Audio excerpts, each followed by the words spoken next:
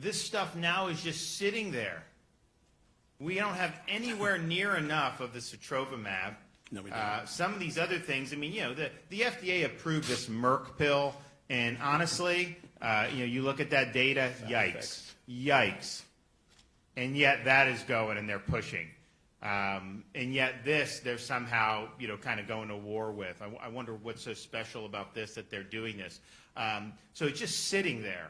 And you're hearing from people in real life who this Omicron wave have been infected, got it, and did better. You hear from clinicians who are applying this to patients and having good results. Now, if you did a clinical trial, who knows what percentage the efficacy with Omicron? I don't know. I can't tell you that. But I can tell you when I see patients, when we have reports from our medical people saying patients have done well with this in this current Omicron cycle, I'm going to put weight into that and want to help other people. And I'm not just going to say, okay, because there was one lab-based study in vitro, that therefore we just have to turn a blind eye to what's actually happening in the real world. And so this is a lesson as to why you should not have the government controlling medication in this 100%. country. I bought sotrovimab, but then the feds did an exclusive deal with them, so I can't do it. I would be using some of our resources to make sure this stuff was available. People could use it or not do it. It's their decision. And then, you know, some other states would probably do it differently. They'd continue to close schools. They'd force masks. They'd do different things, different approaches, and that's fine. But I would be able to do that and then to get it into the hands of the physicians and the clinics so that our citizens had access to this if this is something that they needed. And I think what the doctors both said in terms of like what the effects of this afterwards, the White House press secretary, you know, stands in front of that podium and lies through her teeth every single day, and usually about the state of Florida. The other day she said Florida hasn't done enough to get schools open. Are you kidding me? I remember them criticizing me when we did this almost 2 years ago. We were the only big state to have every school district open for in-person.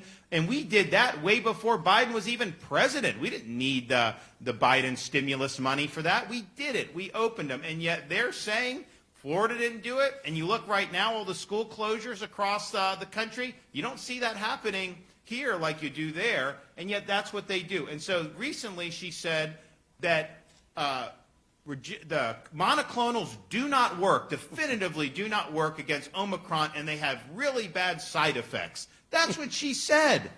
And that is not true based on what we've seen in the state of Florida. Obviously, human physiology is anything you take, it's potentially. That's why we have the observation period where people are observed. We did the observation period for the vaccinations too, just to see, because these things happen. But the idea that somehow this has led to like massive adverse reactions is just a lie.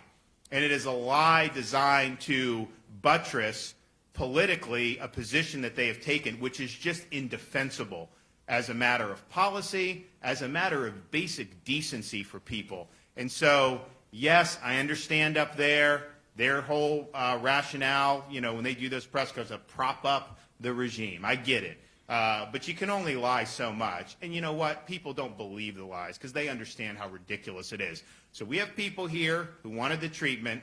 They're being denied because of the heavy-handed government.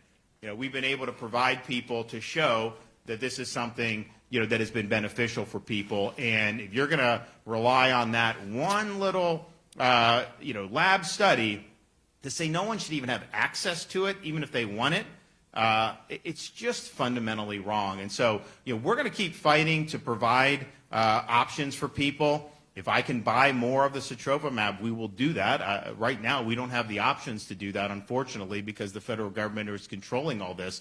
But good Lord, I mean, this is just wrong. And to do it late at night on a Monday and leave people twisting in the wind and not being able to satisfy appointments that they had already been given, that's not the way you treat people. That's not what we want to see in the state of Florida. And so this is a big mistake, what they've done. Obviously, they've got a lot of other problems. I mean, let's just be honest. This has not been, you know, a great show over the last year.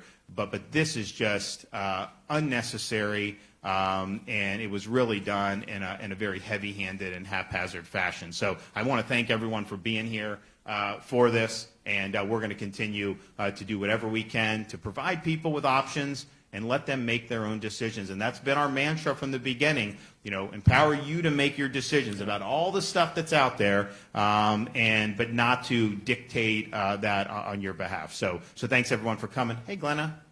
Hi, how are you? Good. How are you doing?